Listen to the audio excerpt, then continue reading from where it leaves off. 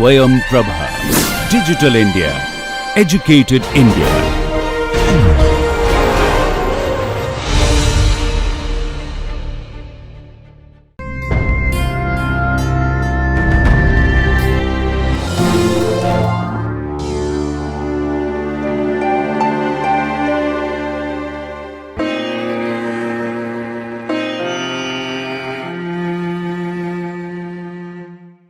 Welcome, dear learners. This is a video for the subject of education, and the course for which this video is prepared is Bachelor's of Education. The paper which is covering this video is Child Development and Learning. The topic is Behavioral Learning Theories, and today's lecture is going to focus on Thorndike's learning theory.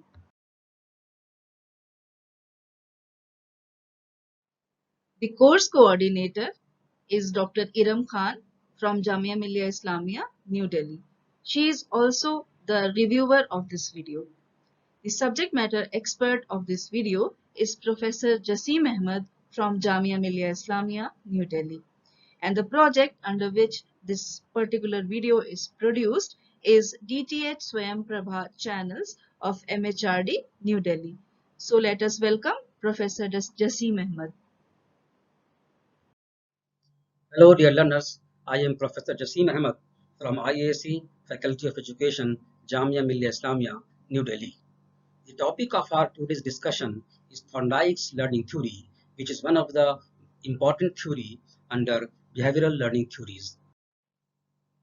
And we will try to put some light on behavioral learning theory because this particular theory which we are going to discuss comes under behavioristic approach of learning.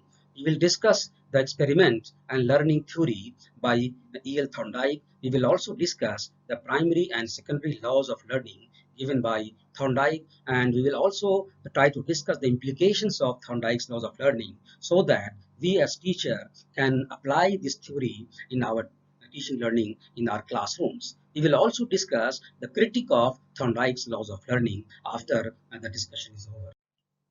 So first of all, try to understand, and basically we have already discussed about behavioral learning theory in many of the previous presentation. So just put a light or just revise that behavioral learning theory is basically a theory of learning which focuses on behavior modification. So behaviorism is primarily concerned with observable behavior as opposed to internal events like thinking and emotions. So the focus of behavioral learning theory is behavior modification and formation of bond between stimulus response. So it is also called connectionist theory of learning, and basically is a process of habit formation among the learners. There is no emphasis or focus on the use of logic, on the use of reasoning ability, on the use of thinking of our learners, the cognitive abilities of the learners, and so the entire process of learning is basically focusing on behavior modification through other modes other than using the cognitive abilities of the learners. So here in this approach of learning, practice and repeated efforts are the focus of learning, only concerned with observable stimulus response behaviors and states. All behaviors are learned through SR bond, association, and interaction with environment. So friends, first of all, try to understand the background of Edward Lee Thorndike.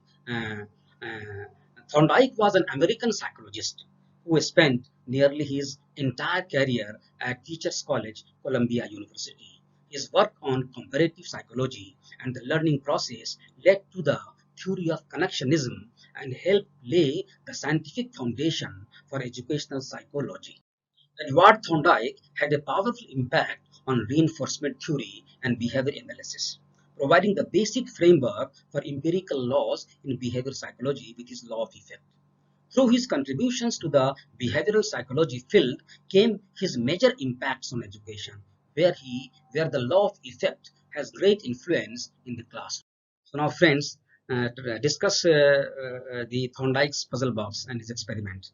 So E.L. Thorndike used the cage for experiment on the cat, and that cage was having only one door with one latch which can be pressed to open the door, and there was fish kept outside the cage which was certainly having some smell, so that the cat can be attracted, and the smell of fish may be acting as a motivator, as a motive for the cat to come out of it. So the entire experiment is in this way, that Thorndike put the cat inside the cage and put a bowl of fish outside the cage. When the cat becomes so hungry, then the cat is, of course, smell the fish and try to come out of the cage to have, eat the fish and remove his, hunger. When it becomes too hungry, then of course it is the behavior of the cat to try to get out of it, and he used his paws, pressing here and there, and when it becomes too hungry, it tried too hard and pushing walls and doors and different parts of the cage to come out of it. And in the meantime, it was a random, movement. It was an accident that out of a sudden the paw of the cat was pressed or put on the latches, and the latches was pressed, and as the latches was pressed, the door opens. The cat comes out of the cage, ate the fish, and was able to remove his hunger, and becomes satisfied. And uh, Thorndike was observing the entire, scenario indirectly, and noting down the total behavior of the cat and the total time taken by the cat in coming out of the cage. So he noted everything in detail in the notebook. And after the first phase of experiment is finished, Thorndike again put the cat inside the cage, and the same experiment was repeated. And it was observed that in the next attempt, in the next experiment, cat took lesser time in coming out of it. That is, cat took lesser time in opening the door and coming out of it. You can also say that cat took lesser time in pressing the latches for opening the door. It means that for the first experience, when the door was open randomly, when the latches was pressed randomly, cat had note of it, and she must have thought that this is something which can be pressed to open the door. And so this experience was used by cat in the second experiment, and in the third experiment, and in the fourth experiment, and on all the repeated experiment. And a time comes when Thorndike observed that the cat has learned completely how to press the latches and how to open the door and how to come out of it.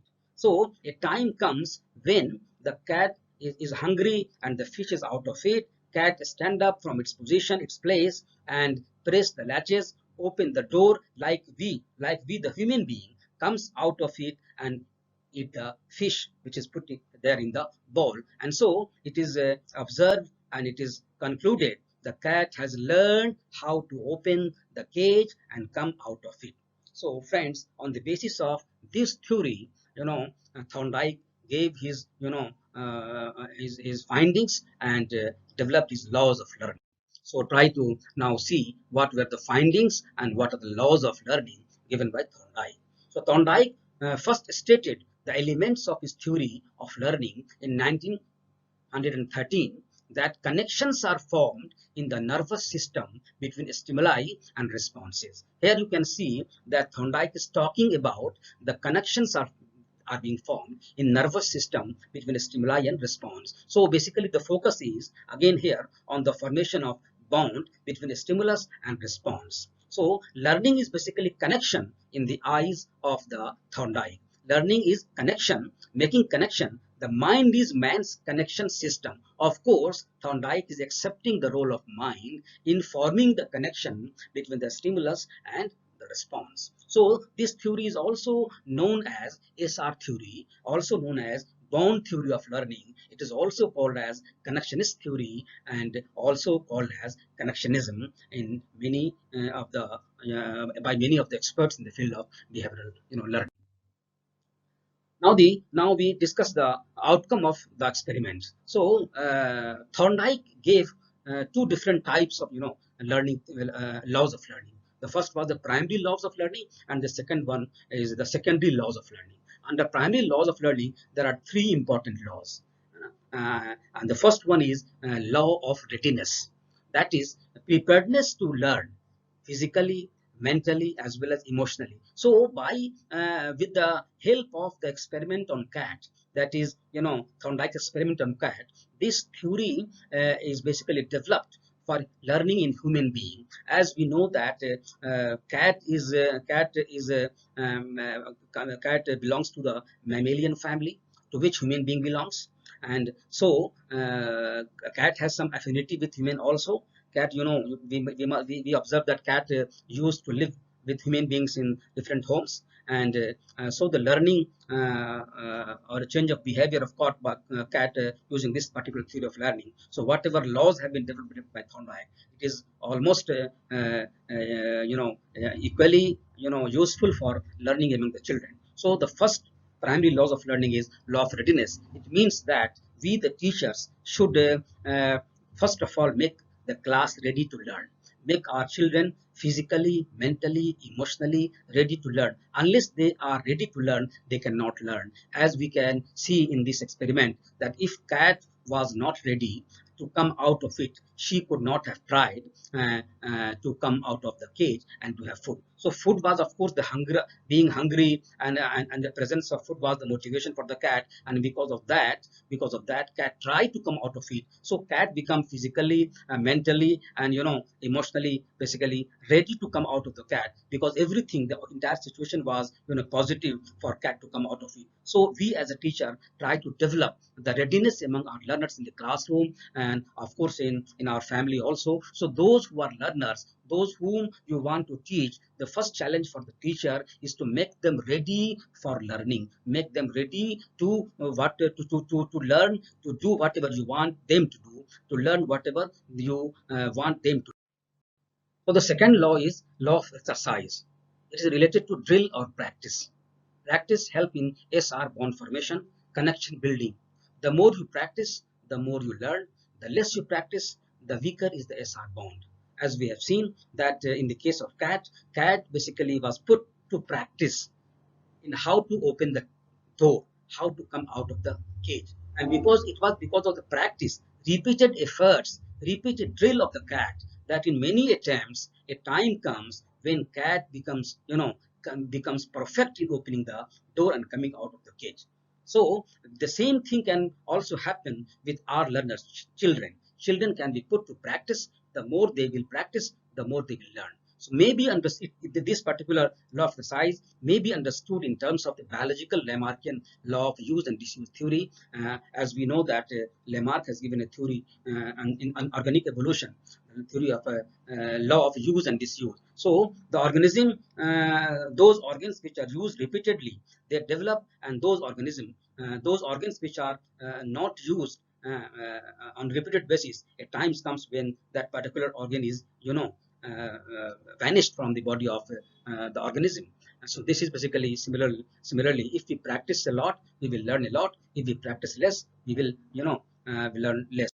This is the reason that you must have seen that in our books of today, in science book, there are lots of exercise. In mathematics book, one formula is there, one example is given, and on the basis of that example, children are supposed to practice for the entire 40, 60, or 15 or 25 problems they are supposed to solve on the basis of that example. This is basically a process of putting the children onto the practice so that they can learn a lot, and that learning can be sustaining for them, and they can go into their long-term memory. Now friends, come to the third law of law of learning, primary law of learning, which is law of effect. This is basically related to the role of satisfaction and dissatisfaction from the action taken. All those actions which are taken by us, and if the actions are satisfying us, then we try to do that action repeatedly. And if any action of us dissatisfy us or harm us or displeasure us, then we try to withdraw ourselves from that kind of action. So if some children have have done good job, have done good assignment, have done better on their homework, if teachers give satisfaction, reflect the satisfaction to the learners, the learner will be doing their homework repeatedly in the due course of time.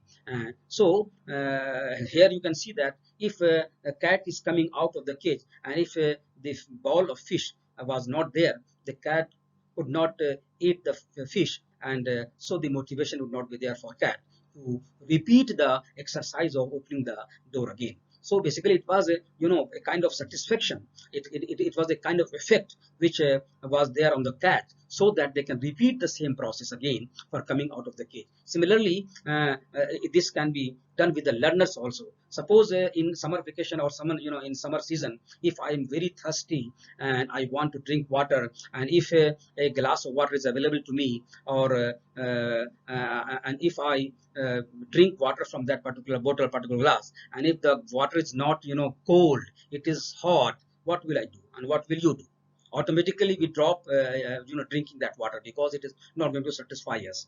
But when the water available is cool, is chilled, and it is satisfying us in summer season, then that sort of water, this one glass of water becomes less for us, and we try to remove our thirst and share this particular water, even one drop or one sip to many of us available at that particular time. So this is basically effect of the chilled water in summer that is putting all of us to drink that water. And if the water is hot, this is basically the dissatisfaction, because of which we are not trying to drink that water. So if learners are having positive effect for their action, for their effect, if they are getting appreciation from their teachers, if they are getting reward from their teachers, if they are being welcomed by the teachers on their efforts, on their attempts, then the children, then the learner will continue to put their efforts in learning. And if they don't get satisfaction on their own,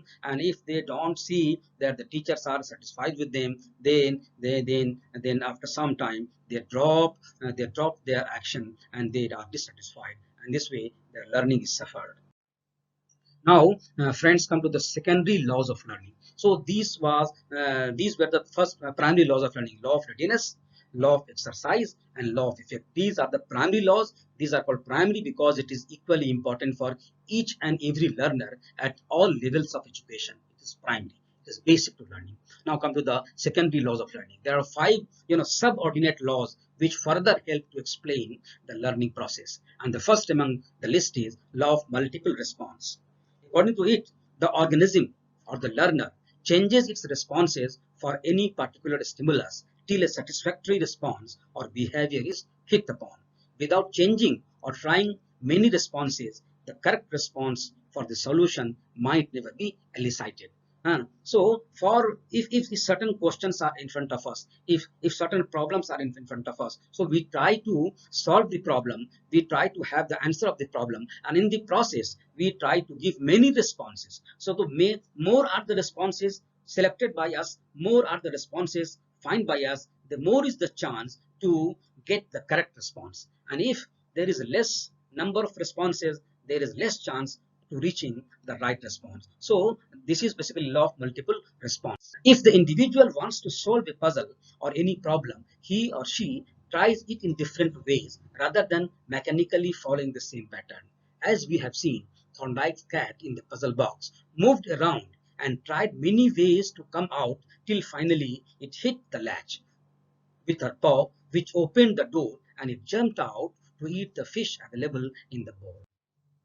The second law under secondary laws of learning is the law of set or attitude.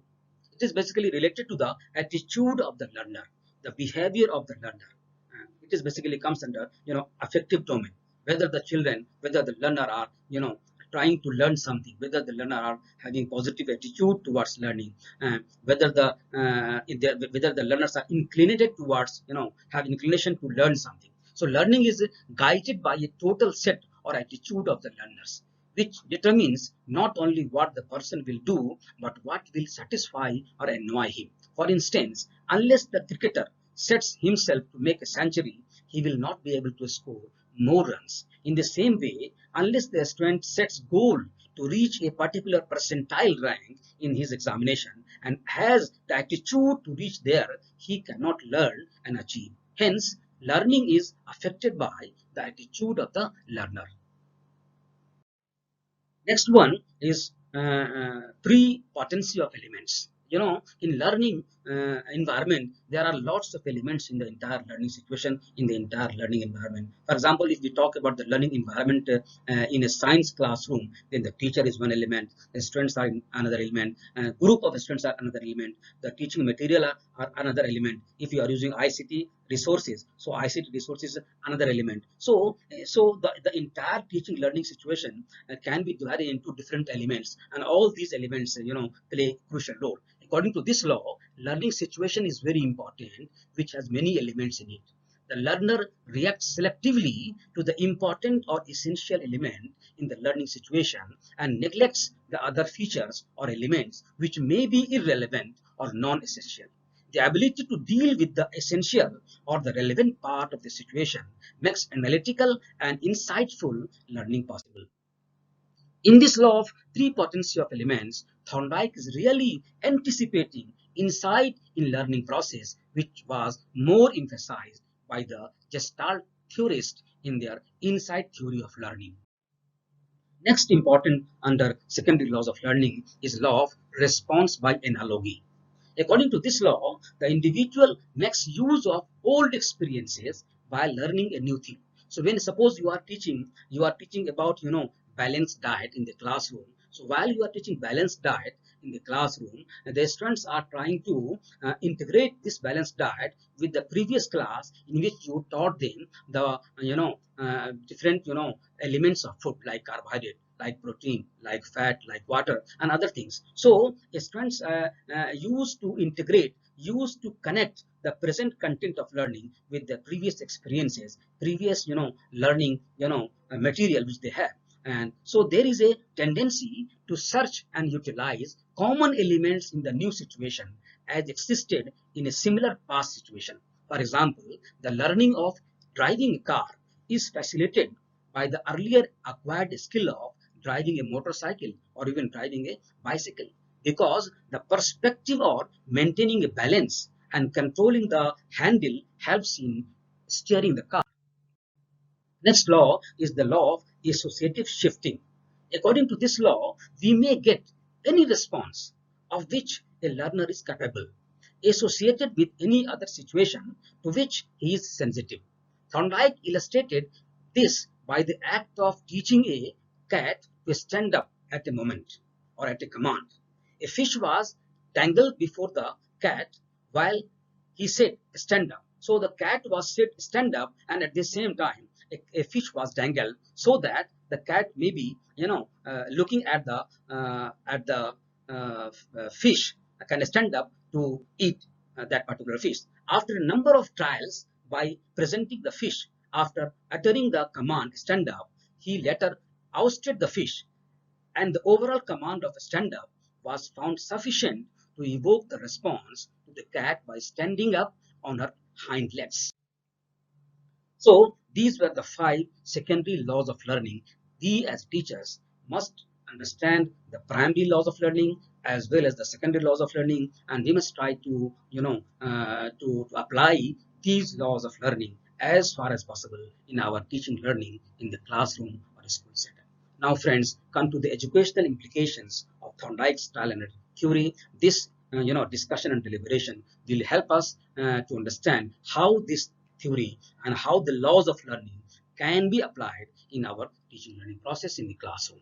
So let's see the implications. According to this theory, the task can be started from the easier aspect towards its difficult side. This approach will benefit the weaker and backward children of the classroom. Now, a small child learns some skills through trial and error method, only such as sitting, standing, walking, running, etc. In teaching also, the child rectifies the writing after committing mistakes. It means that we as a teacher must put our learners onto the practice so that they can learn writing skills, reading skills, and other types of skills, whatever we want to develop in them. Next one is, in this theory, more emphasis has been laid on motivation. As we have seen that cat was basically motivated to see the availability of food, and the favorite food, that is fish, in the bowl outside the cage. And because of the availability of this fish, cat get motivated to come out of the cage. So we as teacher also need to develop the kind of motivation in the learners so that they can put their efforts in the teaching learning process and in learning the concept, learning the theory, learning the principles you want to teach to the learners. So before you start teaching in the classroom, the students must be properly motivated so that your attempt as a teacher and your attempt as a teacher to teach them and to learn them get affected, and you can be succeeded in getting them learn whatever you want to learn. If they are not motivated, your efforts will be useless. So the biggest challenge for the teacher is to develop the motivation first for the learners. Only then you can teach them in a better way. The next important is that practice leads towards maturity or perfection, as we have seen in the case of experiment also. And we also have experienced this in our day-to-day life. In each walks of life, in all walks of life, we have already observed that the more we practice, the more we learn. So practice is the main feature of trial and error method.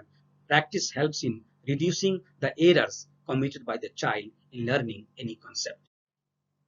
Now, and another point is habits are formed as a result of repetition. So practice is basically kind of repetition. So if you want to develop any particular positive habit among the children, you need to put the child into practice them. You need to remind the child for that particular habit you want to develop in them, and in course of time you will find that they will develop that particular habit. So with the help of this theory, the wrong habits of the children can be modified and the good habits may be strengthened.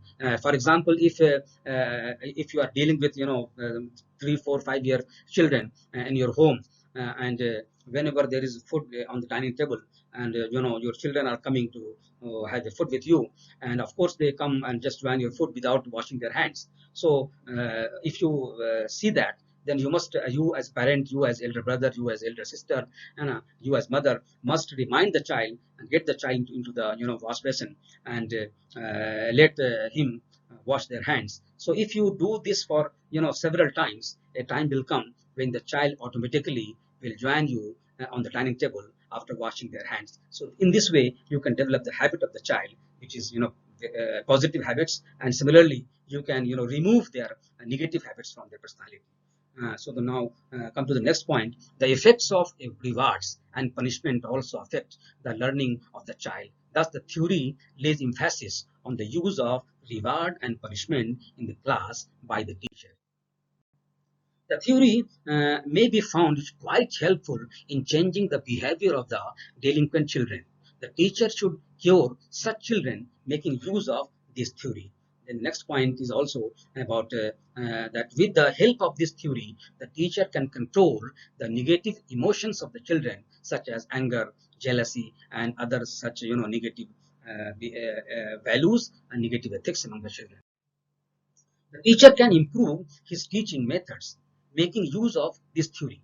He or she must observe the effects of his teaching methods on their students and should not hesitate to make necessary changes in them if required. The theory places more emphasis on oral drill work. Thus, a teacher should conduct oral drill or verbal practice of the taught content.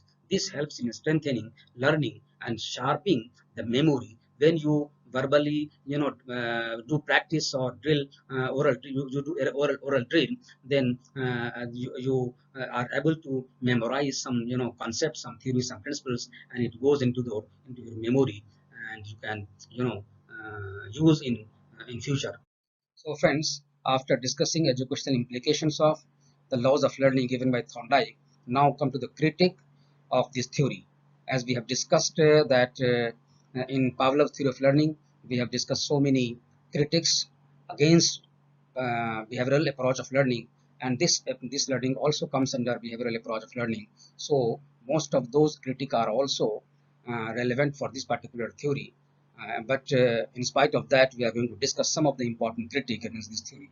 So first of all, it must be taken into consideration that the theory is mechanical. That is, the Thorndike's theory of trial and error is mechanical in nature, as it tries to develop bond between stimulus and response through mechanical processes, and no much consideration is given to cognitive abilities. The law of exercise has been severely criticized on the grounds that it does not regard other factors like motives, interest, special training, etc.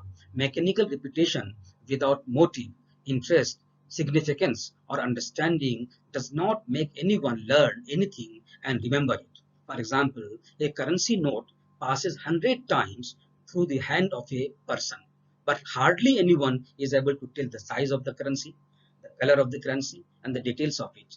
This shows that repetition without motive, interest, or understanding do not serve the purpose of learning.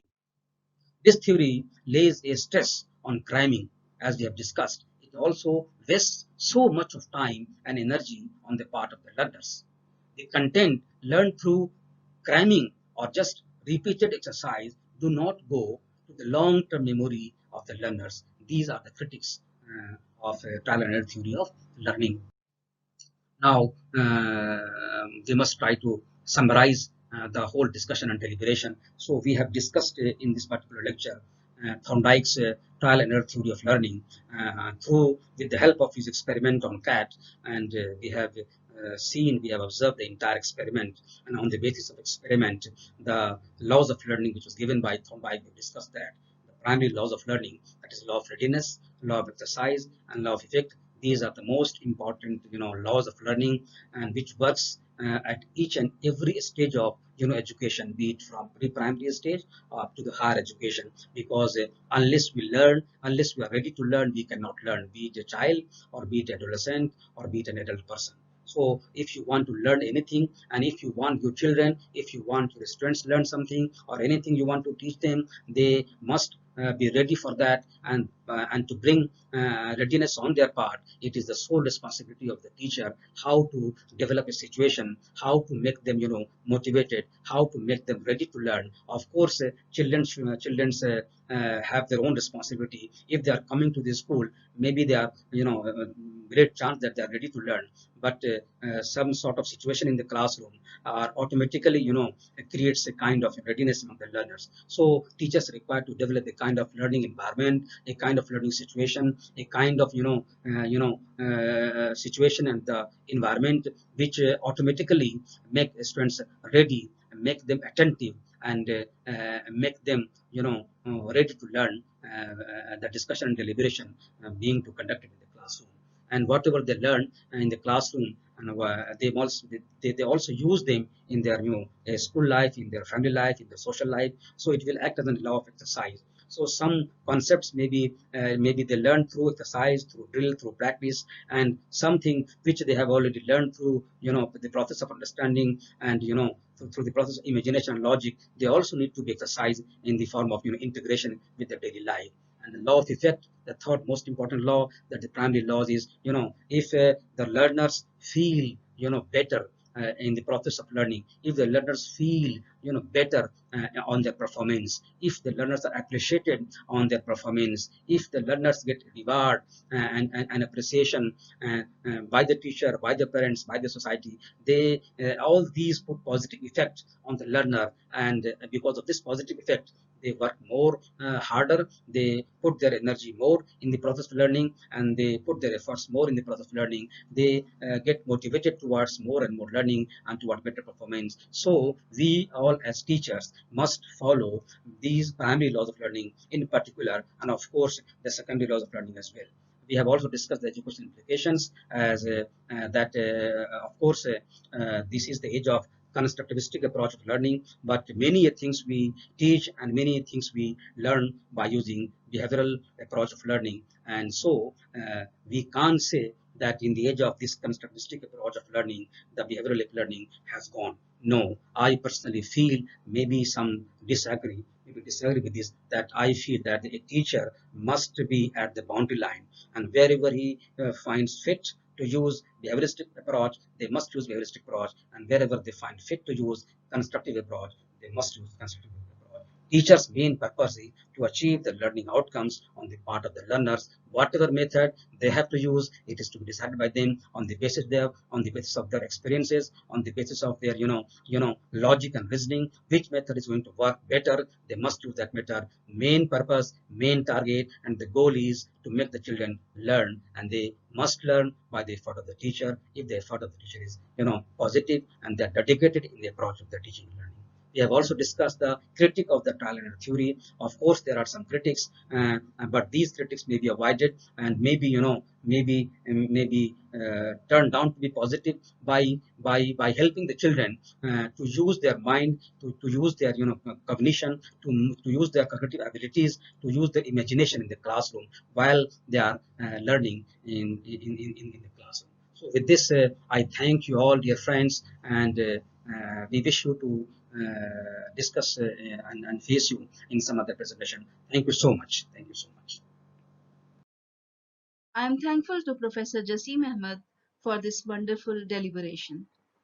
This video was under the course of Child Development and Learning, module number 22, Behavioral Learning Theories, and this is the second lecture of this module, Thorndike's Learning Theory. This video lecture was recorded by faculty at home during the national lockdown period for COVID-19 pandemic using minimal technical resources. Technical errors, if any, are unintentional and may please be ignored. For any queries with regard to this lecture or broadcast, kindly send your email to techsupport@dth.ac.in. Thank you.